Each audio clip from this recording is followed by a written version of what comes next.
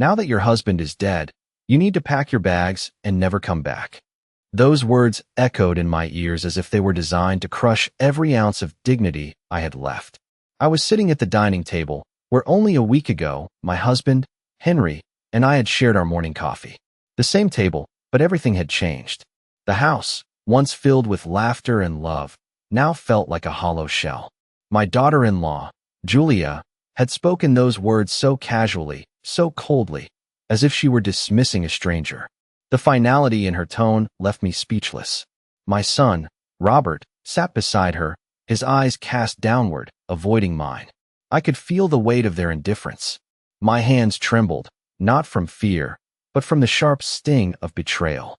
I had been married to Henry for over 40 years, and now, in the blink of an eye, I was no longer part of the family. Just a nuisance, a relic of the past. Julia, with her perfectly styled hair and her sharp gaze, was the new queen of this house.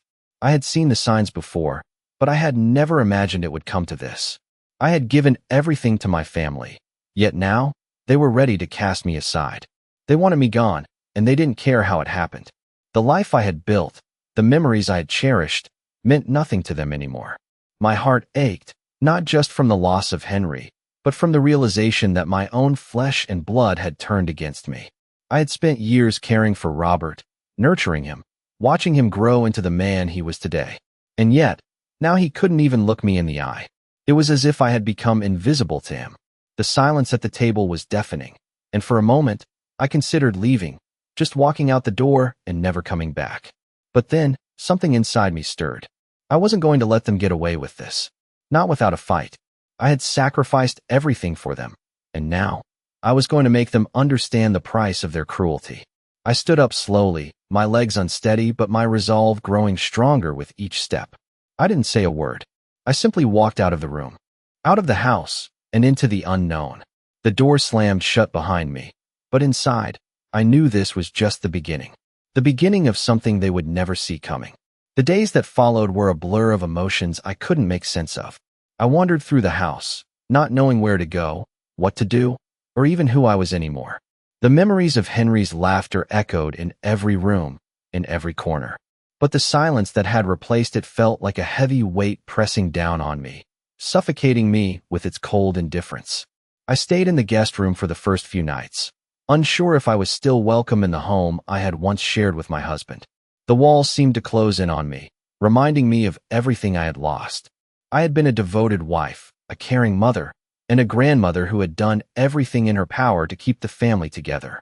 But none of that seemed to matter anymore. The house had become a prison, a reminder of the people who had once claimed to love me, but now couldn't be bothered to even look my way. My son, Robert, hardly ever visited. His work seemed to come first, as it always had, but now, it was as if he had completely shut me out. His phone calls became fewer and fewer, and when he did come by, it was always brief, always with a sense of urgency, as if he couldn't wait to leave. Julia, on the other hand, made no effort to hide her disdain. Every time I saw her, she looked at me as if I were an inconvenience, a burden she had to tolerate. The way she avoided me, the way she spoke to me with a tone that made my skin crawl, it all felt like a constant reminder of how little I meant to her. I began to wonder if I had ever truly mattered to anyone in this family. My thoughts were interrupted by the sound of footsteps outside my door. It was Robert. He had come to see me, but for what reason? I had no idea. I couldn't bring myself to look him in the eye, not after everything that had happened. I had hoped that somehow, he would realize how wrong Julia's behavior had been, how unjustly she had treated me, but he had remained silent. When he entered the room, he didn't say anything at first. He just stood there, his hands in his pockets, staring at the floor. I could feel the weight of his guilt pressing on me, but I didn't know what to say. Finally, after what felt like an eternity, he spoke. "Mom," he began, his voice quiet and hesitant. "I'm sorry for what's happened. I never wanted things to turn out this way." I looked at him, unsure of what to believe. His words sounded genuine, but there was something in his eyes that told me he wasn't fully ready to stand up to Julia. "Then why haven't you done anything to stop her?" I asked, my voice shaking with frustration. "Why haven't you told her that what she's doing is wrong?" Robert's silence was deafening. He just stood there, unable to give me an answer. I felt a sense of betrayal wash over me. I had spent my life supporting him, helping him through his struggles, but now, when I needed him the most, he couldn't even find the courage to stand by me. The realization hit me hard. Robert was no longer the son I had raised. The man standing before me was someone I didn't recognize, someone who had allowed his wife to dictate his actions, to push me out of the life I had built. I can't keep doing this, I whispered, my voice barely audible. I can't keep pretending everything is okay when it's not. I turned away from him, feeling the weight of my decision. It was time to stop being a victim. It was time to fight back, to reclaim the life I had once had. I wasn't going to let Julia and Robert continue to tear me down. I had lived too long, loved too deeply, to be treated like this. I wasn't going to let them forget who I was. I wasn't just some old woman they could push aside when it was convenient. I had fought for my family, for my marriage, and for the people I loved. Now, I was going to fight for myself. The days stretched on, and I found myself increasingly alone. The house, once full of life and laughter, now felt like an empty shell. The silence weighed heavily on my chest, suffocating me in its quiet cruelty. Every room I walked into seemed to echo with memories of better times, of when Henry and I had been a team, a family. But now it was just me and the ghosts of a life that no longer felt real. I spent my days trying to fill the time, but nothing seemed to matter. I tried reaching out to Robert again, but he was always too busy, always had something more important to do than to talk to his mother. Each call was a reminder that I was becoming less and less significant to him. And when he did show up, it was as though he was just going through the motions. There was no warmth, no connection, just a stranger walking through my door, offering empty pleasantries, and then leaving just as quickly as he had arrived. Julia, on the other hand, made no effort to mask her disdain. Every interaction with her felt like a reminder of how unwanted I had become. Her cold eyes, her dismissive tone, it was all part of her plan. She had worked her way into Robert's life, and now, it seemed, she had all the power. I was nothing but a nuisance to her, a relic of a past she no longer cared about. One afternoon, I received a call from a lawyer's office. The voice on the other end was professional, but there was a hint of sympathy in their tone that I didn't quite trust. "Mrs. Evans, we need to discuss your husband's estate," the lawyer said. The words hit me like a punch to the gut. Henry had always promised that I would be taken care of, that everything we had built would be mine to keep. But now, it felt like that promise was crumbling before my eyes. I drove to the lawyer's office the next day, my heart pounding in my chest. The office was sterile, cold, and unwelcoming. I sat in the small, uncomfortable chair, my hands shaking as I waited for the lawyer to explain what was going on. When he finally entered, he didn't waste any time. He handed me a document and began reading it aloud. The words blurred together, but I understood enough to know what was happening. The estate, the house, everything I thought was mine, was now under dispute. Julia had made sure of that. I could feel the tears welling up in my eyes, but I refused to let them fall. Not here, not now. I had spent my life keeping the peace, making sacrifices for the family, but it was clear now that those sacrifices had been in vain. Julia had orchestrated this whole thing. She had manipulated Robert, and now she was taking everything away from me. I couldn't believe it. My own family, the people I had trusted, had turned against me. The lawyer continued speaking, but I didn't hear most of what he said. My mind was racing, trying to process everything. How had it come to this? How had I become so invisible to them? I wasn't just an old woman in their eyes. I had been a mother, a wife, a part of their lives for so long. But now I was nothing. I walked out of the lawyer's office, my mind reeling. The weight of the documents in my hand felt like a heavy burden. I didn't know what to do next. But one thing was clear, I wasn't going to give up. I wasn't going to let them take everything from me without a fight. I had spent too many years giving to them, sacrificing my own happiness for their well-being. It was time to take back what was mine. I wasn't going to let Julia win. I wasn't going to let them erase me from their lives without a fight. It was time for me to take control of my own fate. The following days were a blur, but they were filled with a quiet rage that simmered inside me. I walked around the house, my feet heavy on the hardwood floors that had once felt like home. The house, the life Henry and I had built, felt so distant now, like a dream I could no longer reach. Julia's words replayed in my mind over and over again, each time cutting deeper. "Pack your bags and never come back." It felt like an order, not from a daughter-in-law, but from a stranger who had no place in my life. I couldn't understand how things had come to this. How had it all gone so wrong? The anger I felt towards Julia was palpable, but there was something else too. Something darker, something I wasn't ready to face. It wasn't just Julia I was angry with. It was Robert too. My own son. He had stood there, silent and unmoving, letting her speak to me like that, letting her push me aside as if I were nothing. I spent my nights staring at the ceiling, replaying the conversations we had shared over the years. I had always been there for Robert. I had given everything I had for him. And yet, now he couldn't even find it in himself to stand up for me. It broke my heart to admit it, but I had never felt so alone. The thought of confronting him again, of trying to fix things, seemed impossible. He had made his choice. And so had I. I wasn't going to fight for a place in their lives anymore. I wasn't going to beg for their love or attention. But the rage I felt, I couldn't just sit back and let them take everything away from me. Not without doing something. I went to the office the next day, the same office where Henry and I had shared so many years of our lives. The place that had once felt like a second home now felt like a cage. Julia had taken over, running things the way she saw fit. The thought of her sitting in Henry's chair, making decisions in his place, made my stomach turn. I sat at the desk, staring at the papers in front of me. The same papers Henry had signed, the same contracts we had worked on together. I felt a sudden surge of determination. I wasn't just going to let them erase me. I wasn't going to let Julia steal what was rightfully mine. I started making phone calls, gathering the information I needed. I wasn't going to fight them head on, but I could be strategic. I could use the law, the very system they had relied on, to make sure that I got what I deserved. It was time to play the game on my terms. For the first time in weeks, I felt a sense of purpose. I wasn't just a victim of their cruelty. I was going to take back what was mine. But I knew it wouldn't be easy. They would fight back, of course. They would try to use every trick in the book to keep me out. But I wasn't going to back down. I had spent too many years being invisible, too many years putting others first. It was time for me to stand up for myself. I wasn't going to let Julia get away with this. I wasn't going to let Robert stay silent any longer. I had earned my place in this family, and I would make sure that they remembered it. Days passed, and the quiet rage inside me only grew.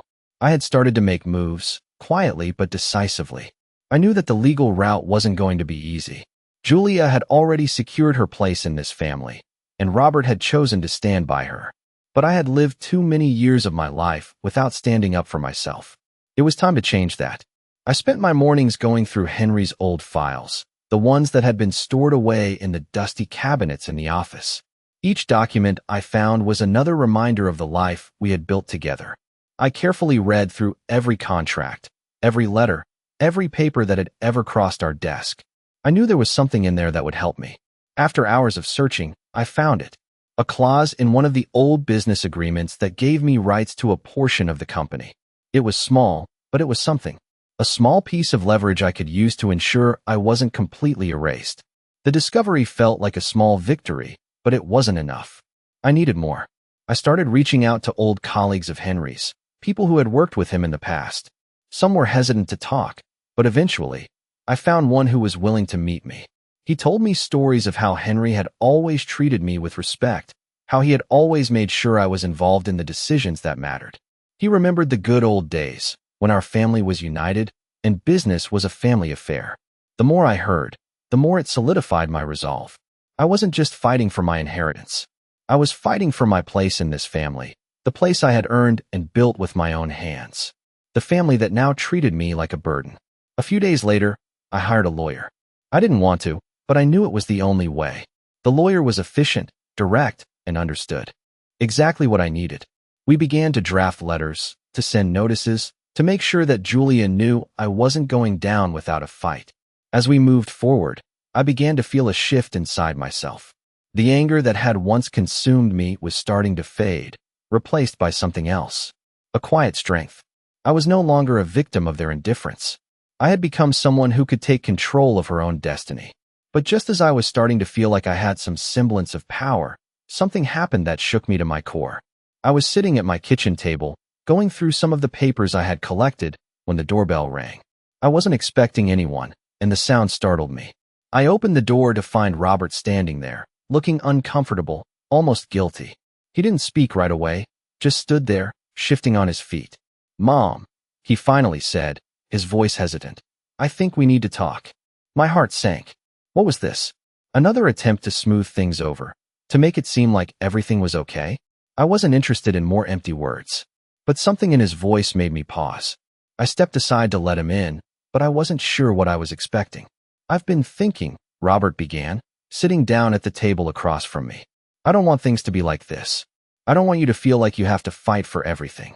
I stared at him, unsure of what he meant. Was this some kind of apology? Or was he just trying to placate me? "What are you saying, Robert?" I asked, my voice low but steady. He looked down at the table, then back at me, his eyes filled with something I hadn't seen in a long time. Regret. "I think I've been blind," he said softly. "I've let Julia have too much control, and I've ignored how you've been treated. I'm sorry, Mom. I should have been there for you." I didn't know how to respond. Part of me wanted to believe him, wanted to believe that he was finally seeing the truth. But the other part of me, the part that had been hurt so deeply, couldn't just forgive him so easily. "It's not enough, Robert," I said, my voice barely above a whisper. "You let her treat me like I was nothing, and you stood by, watching. That's not something I can just forget." Robert's face fell, and I could see the guilt in his eyes. "I know," he whispered, "and I don't expect you to forgive me right away. But I need you to know that I'm here for you now. I want to make things right." I didn't know what to say. I had spent so long feeling abandoned, so long fighting for scraps of love and respect. But now, standing before me, was the son I had raised, the one who had promised me, years ago, that he would always be there for me. Could I believe him? Could I trust that this wasn't just another empty promise? I wasn't sure. But for the first time in a long time, I felt a small glimmer of hope. Maybe, just maybe, this wasn't the end. Maybe it was the beginning of something new.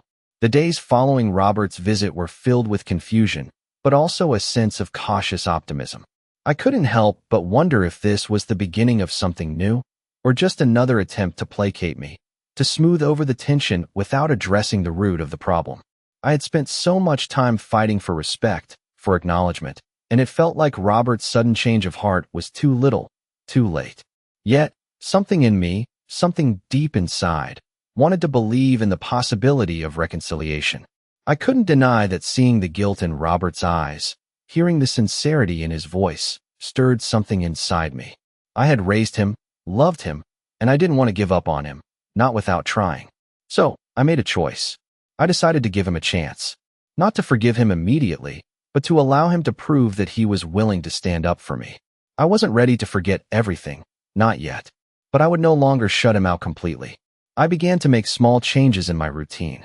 I started cooking dinner again, something I had stopped doing for months.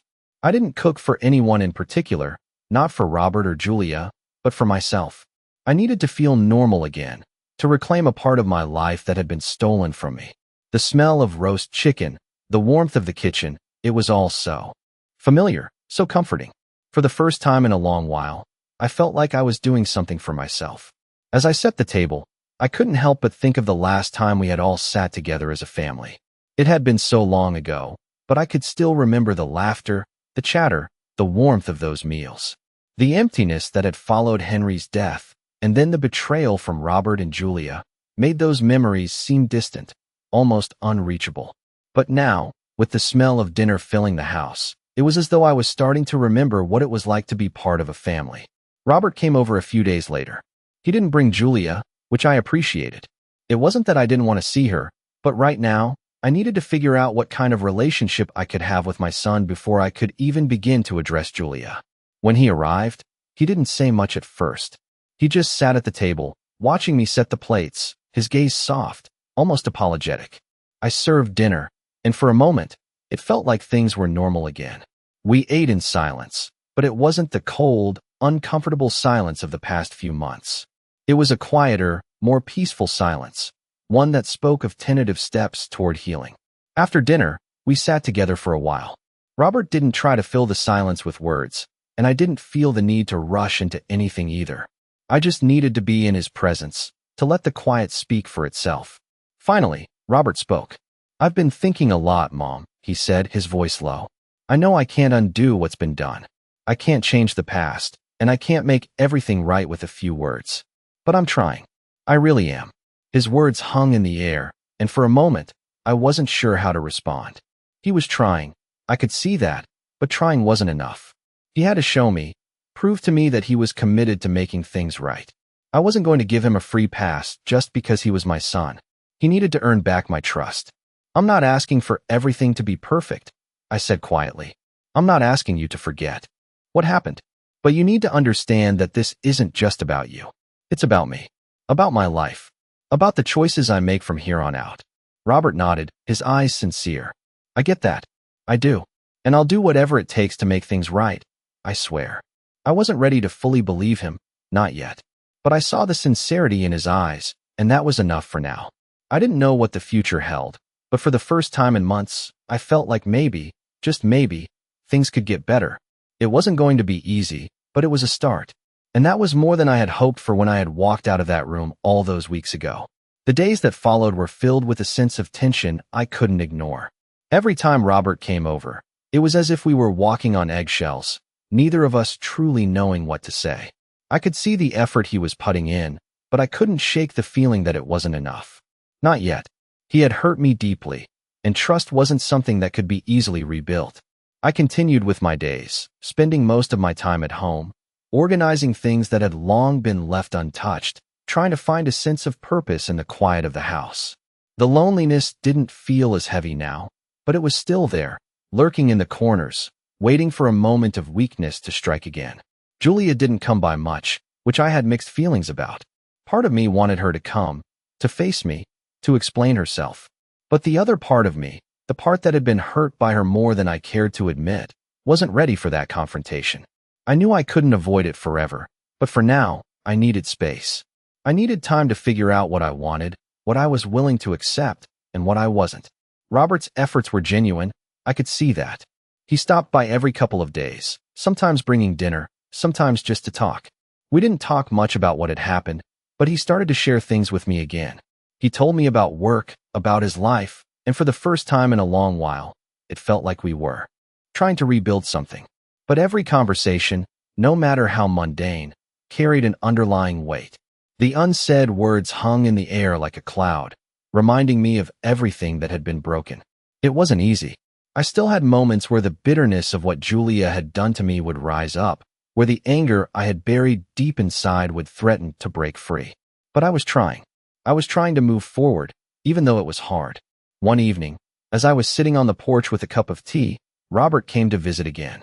This time, he didn't have anything in his hands, no dinner to share, no gift. He just came to talk. I saw something different in him this time. His usual nervousness was gone, replaced by a quiet resolve. He sat beside me, the air between us thick with everything unsaid. After a moment, he spoke. "Mom, I know I've messed up. I can't change what happened, but I'm willing to do whatever it takes to make it right. I just need you to know that." His words were simple, but they carried so much weight. I looked at him, seeing the man he had become, the man who had distanced himself from me for so long.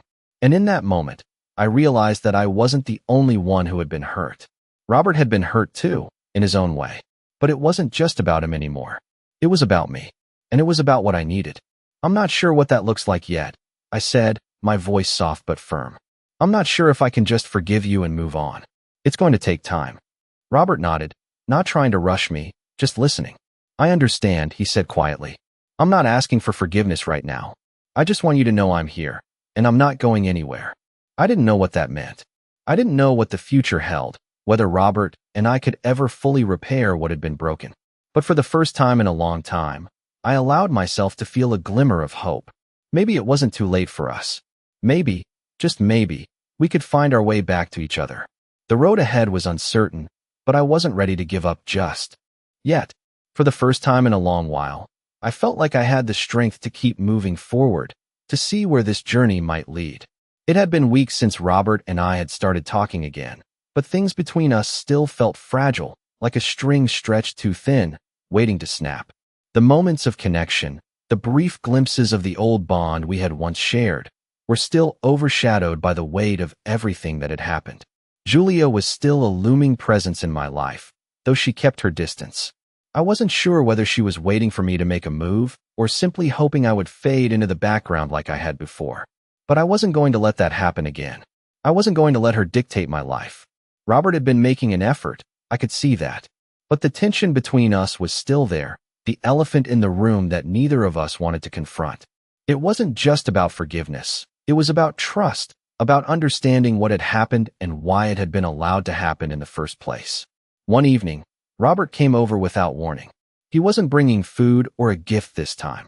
He just walked in, his expression unreadable. I could tell he had something on his mind. "Mom," he started, his voice hesitant, "there's something I need to tell you. About Julia." My heart skipped a beat. I hadn't been ready for this conversation, but I knew it was inevitable. "What about her?" I asked, trying to keep my voice steady, though inside, I could feel a rush of emotions. She's been hiding something from you," Robert admitted, looking away, his eyes focused on the floor. "I've been looking into the financials, and I found something that I think you need to know." My stomach churned. I didn't need him to tell me that Julia had been dishonest. I had known for a while that something wasn't right. But hearing it from Robert, seeing him acknowledge the truth, felt like a punch to the gut. "What exactly are you talking about?" I asked, my voice tight with barely contained anger. Robert took a deep breath before he spoke again. "She's been taking money from the company. I don't know how long it's been going on, but I found the records. She's been funneling funds into a separate account, using it for her own expenses." My mind raced, the pieces of the puzzle falling into place. Julia had been manipulating the situation, using her position to line her pockets at my expense. It wasn't just about the company or the estate anymore. It was about power, control, and betrayal. I could feel my blood boiling as the realization sank in. "Why didn't you tell me sooner?" I demanded. "I didn't want to believe it," Robert replied quietly, his voice strained. "I thought I could handle it on my own. But I can't ignore it anymore. I owe you the truth." His words were sincere, but the damage had already been done. How could I trust him or anyone after all that had happened? Julia had played us both for fools, and now I was left trying to pick up the pieces of a life that felt irreparably broken. "What do we do now?" I asked, my voice barely above a whisper. I wasn't sure what I was asking. I wasn't sure what I wanted from him. All I knew was that I couldn't keep living in this limbo, unable to move forward, unable to let go of the past. Robert didn't answer right away. He just sat there, his eyes filled with uncertainty, his hands clenched tightly in his lap. Finally, he spoke, his voice low but resolute. "We expose her. We make sure she can't keep doing this. We can't let her get away with it." His words were a promise I wasn't sure I could believe in. But in that moment, I realized that Robert wasn't the person I thought he was. He wasn't the son who had abandoned me. He was someone willing to stand by me, willing to fight for what was right. It wasn't enough to fix everything, but it was a start. The road ahead would be long, and I knew there would be more battles to fight. But for the first time in a long time, I felt like I wasn't alone. I wasn't fighting this fight by myself anymore. The following days were filled with a sense of anticipation, mixed with a creeping anxiety that I couldn't shake. Robert and I had made the decision to confront Julia, to expose the truth and finally end her hold over us. I wasn't sure what to expect from the encounter, but I knew it was the only way to regain control of my life. Robert seemed resolute, but there was a tension in his voice whenever we spoke about it, a hesitation I couldn't quite place. I spent the night before our confrontation going over everything in my mind, trying to prepare for what was to come. I had to be strong. This wasn't just about the money, or the company, or even the betrayal. It was about reclaiming my dignity, about making sure I wasn't invisible anymore. The next morning, Robert and I made our way to Julia's house. The drive felt like an eternity, with each passing minute building up the pressure in my chest. I kept my gaze out the window, the familiar sights of the neighborhood doing little to calm my nerves. As we arrived, I could see Julia's car in the driveway, its presence like a reminder of everything I had lost. Robert turned to me before we got out of the car, his face pale, his hands gripping the steering wheel tightly. "Are you sure about this?" he asked, his voice barely above a whisper. I turned to look at him, my heart pounding in my chest. "Yes," I said firmly. "We have to do this." He nodded, but I could see the uncertainty in his eyes. I knew it wasn't easy for him, but this was something we had to face, together. We got out of the car and walked to the door. Robert knocked 3 times, each knock sending a shiver through me. Julia answered after a few moments. her expression unreadable. "What is it?" she asked, her tone sharp, defensive. "We need to talk," Robert said, his voice steady despite the tension in the air. "About everything." Julia's eyes flickered briefly to me, but she quickly looked away. "I don't know what this is about," she said, trying to brush us off. "It's about the money," I said, my voice calm but firm. "And the company. We know what you've been doing, Julia. We know about the accounts, the money you've been siphoning off for yourself." There was a long silence, and I could see the color drain from her face. For a moment, I thought she might deny it, might try to talk her way out of it. But then she just stood there, her shoulders slumped, as if the weight of the truth had finally caught up with her. "You don't understand," she whispered, her voice shaky. "I did it for us. For me and Robert. For our future." Robert stepped forward, his voice low but cutting. "You've been lying to me, Julia. You've been lying to both of us. I thought we were a family, but you've been using me, using all of us, for your own gain." I watched as Julia's facade cracked, the calm exterior she had worn for so long slipping away. She looked from Robert to me, her eyes filled with a mixture of guilt and anger. "I didn't mean for it to get this far," she said, her voice barely above a whisper. "I just wanted more. I didn't think you would notice. I thought I could fix things before you found out." "You never thought I would notice," I said, my voice hardening. "You underestimated me, Julia. You thought I was weak, that I would just sit by and let you take everything from me. But you were wrong." There was a long pause, and for the first time, Julia didn't seem so confident, so in control. I could see the cracks in her armor, the vulnerability that she had worked so hard to hide. But it was too late for apologies, too late for excuses. "You've done enough damage," I said, my voice cold. "And now, you'll face the consequences." The silence that followed was deafening. I could feel the weight of everything we had been through hanging in the air, and for a moment, I wondered if things would ever truly go back to the way they were. But deep down, I knew that they never could. The truth had come out, and there was no going back now. Julia had lost her grip on the family, on the life she had tried so hard to control. It was over, but it wasn't the end for me. No, this was just the beginning. The beginning of something new. A new chapter. One where I would be in control, where I would take back my life. The next few weeks felt like a whirlwind of emotions, decisions, and consequences. After our confrontation with Julia, the family dynamic shifted in ways I hadn't expected. Robert tried harder to make amends, but there was a distance between us that wasn't easily bridged. Julia, on the other hand, had become a shadow in our lives. She no longer had the power she once wielded, but she hadn't given up entirely.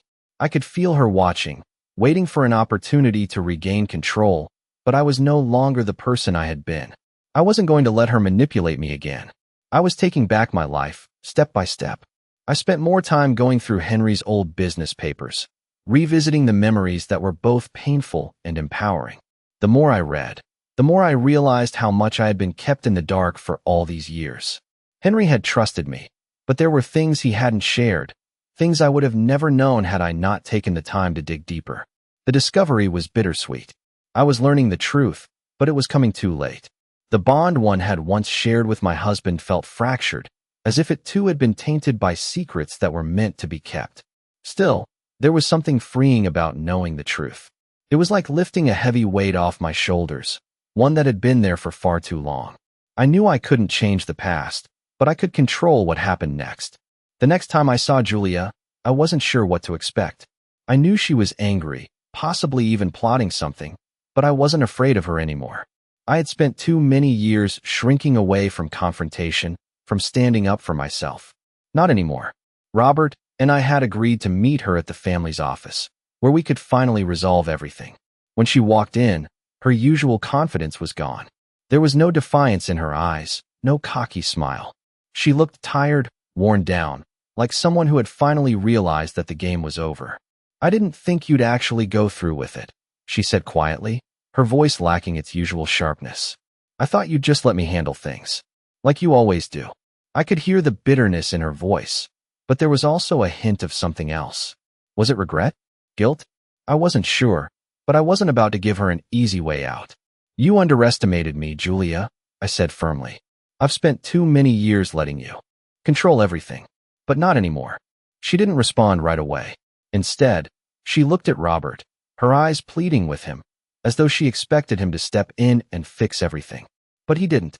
He didn't offer her any support, didn't say a word. He was silent, and for the first time in a long time, I felt a small sense of victory. Julia's grip on him was slipping, and it was about time.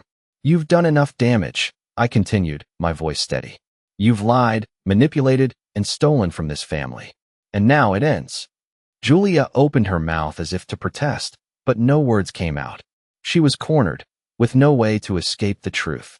I wasn't sure if she realized how much she had lost in that moment. The power she had held over Robert, over me, was gone, and I wasn't going to let her take it back. "I want you to leave," I said, my words sharp, final. "This is my family now, and if you want any part of it, you'll have to earn it, just like everyone else." Julia's eyes flashed with anger, but she didn't argue. Instead, she turned and walked out of the room, her footsteps heavy and deliberate. For a moment, I almost felt sorry for her. But then I remembered everything she had done, and any pity I might have felt vanished. As soon as she was gone, Robert turned to me. His expression was unreadable, but there was something in his eyes. Something that said he was finally beginning to understand. "Thank you," he whispered, his voice filled with emotion. "For standing up for yourself. For standing up for us." I didn't say anything. I didn't need to. We had both made choices, and now, we had to live with them. But one thing was clear. We were no longer the same people who had walked into this situation weeks ago. We were different, stronger. And the road ahead, whatever it might bring, was ours to walk together. Weeks had passed since our confrontation with Julia, and the air between Robert and me felt different, but not necessarily in a bad way. We were starting to rebuild, starting to find a rhythm, though it was clear that the path forward wouldn't be easy. Every conversation felt like a small victory, each step forward a fragile but necessary one. I spent more time at the house, reacquainting myself with the things I once enjoyed, the things I had neglected. The quiet of the house no longer felt like a weight pressing down on me. I found myself rediscovering moments of peace, moments where I could breathe and not feel suffocated by the past. Robert had been more present, not just physically, but emotionally. He was trying to make up for the lost time, and I could see the genuine effort he was putting into rebuilding our relationship. But I couldn't ignore the lingering questions in my mind. Had he truly changed? Was this just another phase where he was trying to fix everything with good intentions? Or was there more beneath the surface? As much as I wanted to believe him, I still found myself questioning everything. One afternoon, Robert called to tell me he had something important to discuss. My heart skipped a beat. I couldn't help but wonder if this was going to be another difficult conversation, another truth I wasn't ready to hear. When he arrived, he didn't say much. He just sat down next to me, his expression serious but soft, the weight of something unsaid hanging in the air. "Mom, there's something I've been meaning to tell you," he said after a few moments. "It's about Julia, and what happened with the money." My stomach churned. I wasn't sure if I wanted to hear it, but I knew I had to. "Go on," I said quietly, bracing myself for whatever was coming. Robert sighed, his hands resting on his lap. "I don't know how deep it goes, but I've been digging into everything. I found more than I expected. There's more money missing than we thought. Julia, she didn't just take money from the business. She's been hiding it, funneling it into accounts we had no idea existed." My heart raced. The betrayal I had felt from Julia was now confirmed, and it was worse than I could have ever imagined. "I knew she was bad news," I said, trying to keep my voice steady, though inside, I was seething. "But this is beyond what I thought she was capable of." Robert nodded, his face filled with regret. "I'm sorry, Mom. I should have done something sooner. I should have seen it before it got this far." His words, though filled with remorse, didn't change what had already been done. "You can't undo the past, Robert," I said, my voice firm but not unkind. "But I need you to understand something. This isn't just about the money. This is about trust, about loyalty, about family. And Julia," I paused, trying to find the right words. "She's broken that trust. She's broken us." Robert didn't argue. He sat there, silent, taking in what I said. After a moment, he spoke again. "I know, and I'm going to fix it. I'll make sure everything is accounted for. I'll do whatever it takes to make things right, I swear." His determination was clear, but so were my doubts. Could I truly trust him again? Could I trust him to follow through on these promises, especially after everything that had happened? I wasn't sure, but I was starting to realize that it didn't matter. This was no longer about him or Julia. It was about me. I had spent so long giving everything to others, sacrificing my own well-being for the sake of family, and now I was taking control. I was no longer going to let anyone dictate my life. I didn't need their approval, their validation. I had myself, and that was enough. I appreciate what you're trying to do, Robert, I said, my voice calm but resolute. But I need to be clear. I'm not doing this for you or for Julia. I'm doing this for me. I'm taking my life back, and I'm not going to let anyone take that away from me. Robert looked at me, his eyes filled with a mix of guilt and admiration. I get it, Mom, he said softly.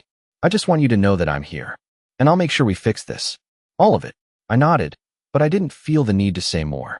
We both knew the road ahead wouldn't be easy, but we were finally on the same page. For the first time in a long while, I felt like I was in control of my own destiny. I didn't need anyone else's approval to move forward. I had taken the first step, and now I was ready to keep going. This was just the beginning of a new chapter, one that was mine to write.